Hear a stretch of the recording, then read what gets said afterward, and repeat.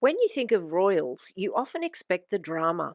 Scandals splashed across front pages, feuds played out in the tabloids, whispers of affairs, or the endless speculation about money, power, and privilege. But every so often, someone comes along who rewrites the narrative. Someone who manages to live their life in the spotlight without skeletons in the closet, without messy headlines, and without the drama. That someone is Queen Mary of Denmark. She's been called Perfect Mary, not in a snide or sarcastic way, but in recognition of how seamlessly she stepped into one of the most public roles in Europe. She doesn't shock, she doesn't stumble, and she's not the type to chase attention. Instead, Mary has carved out a reputation built on stability, dignity, and a sense of groundedness that feels almost rare in royal circles. Today, we're going to look at the making of Queen Mary, her background, her journey into royalty, and why her story continues to capture attention across the world. Mary Elizabeth Donaldson was born on the 5th of February 1972 in Hobart, Tasmania.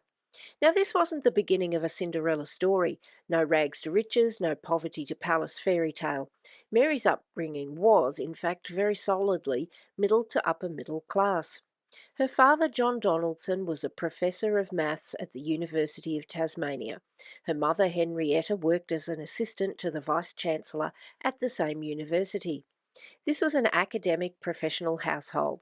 Dinner table conversations were likely more about ideas, books, and the wider world than about drama or gossip. Mary was the youngest of four children, and her family background gave her something that has shaped her entire life: stability. There were no scandals in her past, no troubled family history lurking behind the curtains. Her parents instilled values of education, discipline, and balance. In many ways, this is exactly the sort of foundation that makes sense in Denmark, a country known for its egalitarianism, its preference for modesty, and its suspicion of flashy excess. Mary grew up surrounded by the landscapes of Tasmania: open spaces, a slower pace of life, and a culture where being outdoorsy and approachable was the norm. Those roots would serve her well later on, when she found herself standing before the Danish public. Mary wasn't destined for royalty. After finishing school, she studied at the University of Tasmania, graduating with a combined degree in commerce and law in 1994. Not a lightweight choice. She had ambition, brains, and a drive to make something of herself. From there, Mary worked in advertising and marketing, carving out a career in corporate environments in Sydney and Melbourne. These jobs required confidence, clarity, and communication skills. She had to deal with clients, campaigns, and the competitive pace of the business world. Again, qualities that would later transfer seamlessly into her public duties as a royal. Alongside her career, Mary always valued family. She stayed connected with her siblings and her father, particularly after the loss of her mother in 1997, which was a difficult moment in her otherwise steady life. Friends and colleagues from that time often recall her as being warm, approachable, and down to earth, qualities that carried forward as she transitioned into her future role.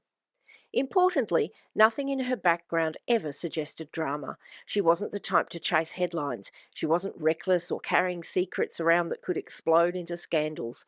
This is why, when she stepped into Denmark's royal family, she seemed like such a safe and natural fit. The story of how Mary met Crown Prince Frederick has become modern royal folklore. It was the year 2000 during the Sydney Olympics. The world had descended on Sydney, and Mary went for a night out with friends to the Slip Inn, a busy pub in Darling Harbour. There she met a man who introduced himself simply as Fred. He was charming, funny, and good company. She didn't know at first that he was the Crown Prince of Denmark, but of course he was. The two hit it off immediately, exchanging numbers and keeping in touch. What started as a casual communication turned into long-distance visits, and before long, Mary was stepping into a world she'd never expected: the royal life. She genuinely fell in love with Frederick. Their connection, as simple as it began, laid the groundwork for one of the most steady royal marriages of recent decades. Moving to Denmark was no small feat. Mary left behind her career, her friends, and her familiar surroundings to embrace a culture that is, in many ways, quite different. She threw herself into the challenge. She studied Danish, which is notoriously difficult for English speakers. She learned the customs, traditions, and expectations of life in Denmark. Importantly, she didn't resist the change. She embraced it. By 2004, when she married Frederick in Copenhagen, Mary had already demonstrated her ability to adapt with grace. The Danish public saw her willingness to learn their ways, not to impose her own. This humility resonated strongly in a culture that values equality and modesty. The marriage itself was a grand affair, but beneath the pageantry was something genuine. Mary had earned her place, not just as Frederick's wife, but as someone committed to the country she was marrying into. As Crown Princess, Mary built her reputation steadily. She established the Mary Foundation in 2007, which focused on social issues like bullying, domestic violence, and loneliness. These weren't glamorous causes, but real practical ones that touched everyday lives. Her work has always been more than just ceremonial. She made speeches, engaged with organisations, and showed up consistently. She played the long game, building trust year by year. While other royals around the world sometimes struggled with negative headlines, Mary quietly avoided them. She wasn't perfect in a robotic sense, but she managed her role with such composure that Perfect Mary became less a nickname and more a description. When Queen Margrethe abdicated in January 2024, Frederick and Mary became King and Queen of Denmark. It marked the beginning of a new chapter. For Mary, the first year as Queen has been described as a masterclass in grace. She stepped into the role with calm authority, representing Denmark abroad and supporting initiatives at home. There's been no upheaval, no rocky adjustment period. Observers have noted how seamlessly she's transitioned from Crown Princess to Queen. The consistency of her character, that steady upbringing, that professional background, that lack of scandal, has allowed her to step into the top role without disruption. Mary's public image is carefully balanced. On the one hand, she's seen as elegant, polished, and professional. On the other, she's also relatable, someone who jogs, dresses in practical clothes, and chats easily with people at events. Her sense of style gets international attention, but it's never showy or ostentatious. She represents modern royalty, approachable yet dignified. In Denmark, where the monarchy is constitutional and symbolic, the public doesn't want drama. They want stability, representation, and someone who reflects their values. Mary's background, educated, professional, grounded, matches that expectation almost perfectly.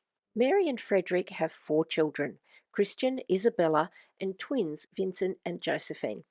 They've raised them in a way that balances tradition with normalcy. The children attend school, engage in activities, and aren't hidden away, nor are they overexposed. Like any modern family, they've had their small controversies. Isabella was recently photographed at a music festival in a t-shirt with an inappropriate slogan, sparking headlines. Mary's response was calm, measured, and entirely free of overreaction. The incident passed quickly, a reminder that unlike other royal families, the Danish royals know how to keep things in perspective.